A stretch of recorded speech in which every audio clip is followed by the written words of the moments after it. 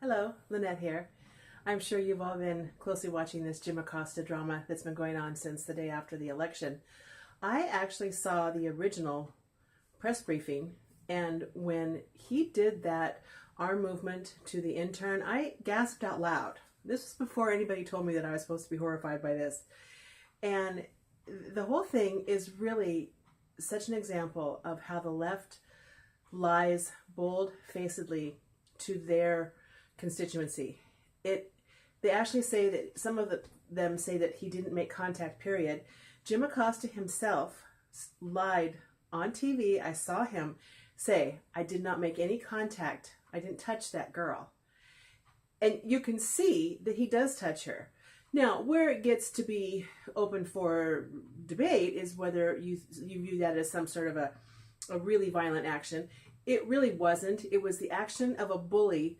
You know, a bully will shove you away so that he can get to the front of the line, this sort of behavior. He's a bully. He's an absolute horrible person, as Donald Trump so beautifully said that he was a terrible person.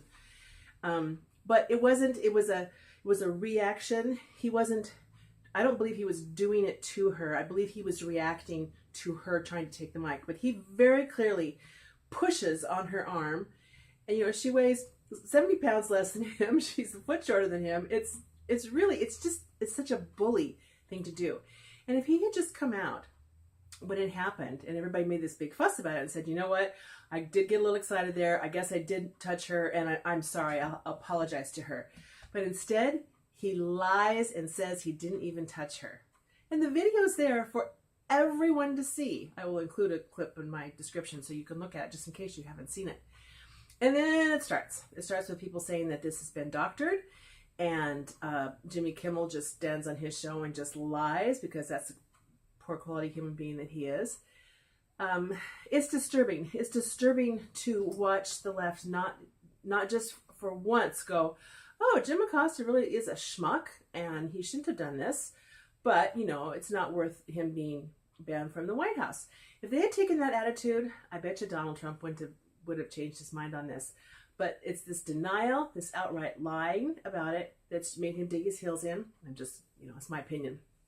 That's how I would react. It'd be like, you can all just go to hell. This happened, and I'm not going to stand for it. So it was supposed to go to court on Wednesday, and judges moved it to Friday. So that will be something for us to look forward to probably in the morning. And there's the disturbing part of all this is that, well, everybody in their, you know, mother, ABC, NBC, all those people joined in the amicus brief, which is like, you know, a paper to the court saying, we agree with these people.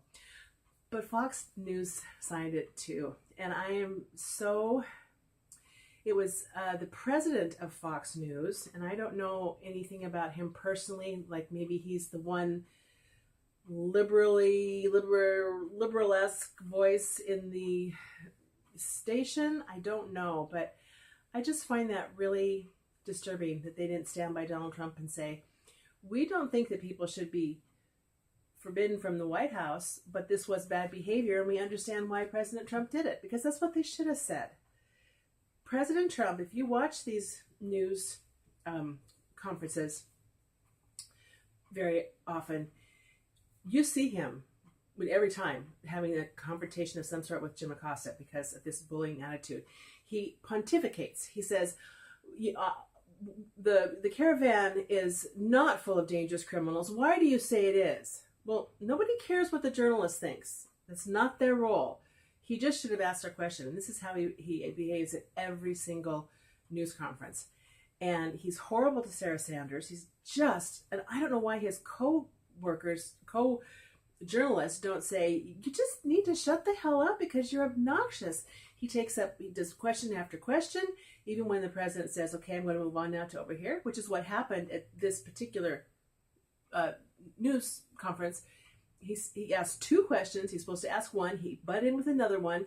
And then Trump says, I'm going to ask this fellow over here. You've had your chance. Why in the world is this okay? This is bad behavior. This would be no different than if a journalist was out in the audience screaming, I hate you, Donald Trump, and expected to be allowed to be in there. You have to behave a certain way to be part of this body. And so why in the world can't the president deem somebody has gone over the line. And let's just look at this press pass thing that they say that you can't take anybody's press pass away for any reason, apparently. A pass is just like the old hall pass. You know, your teacher gave you a pass that you would have in the hallway to say that you have permission to be in the hallway. Okay? These people have press passes. I assume that there's some vetting that goes on. Make sure that there isn't a terrorist in the group. Make sure that they're all genuine journalists. And if they fulfill these requirements, they are given a press pass. So if you say that you can't deny somebody for any reason, that means that there's no passes. So what? Me as suburban Seattle housewife gets to write to the White House and say, can I have a press pass, please? Because I want to come and watch the president speak. They, of course, would turn me down because I'm not a genuine journalist. And they might turn you down because you dress badly, and you because you're just a freaking weirdo. But the point is, they would turn us down because of a reason. That's why you're given a pass, because you qualified. So I'm hoping that this judge, who's a Trump appointee, which is good and bad because he can say, well, of course this is crap because he's a Trump appointee. Or he could go the other way and say, well, I can't let people say that I made this decision because I'm a Trump appointee. I have to go in favor of the journalists. A bunch of crap, huh? So tomorrow's something fun to look forward to. And see what they say. Thanks for watching. Bye-bye.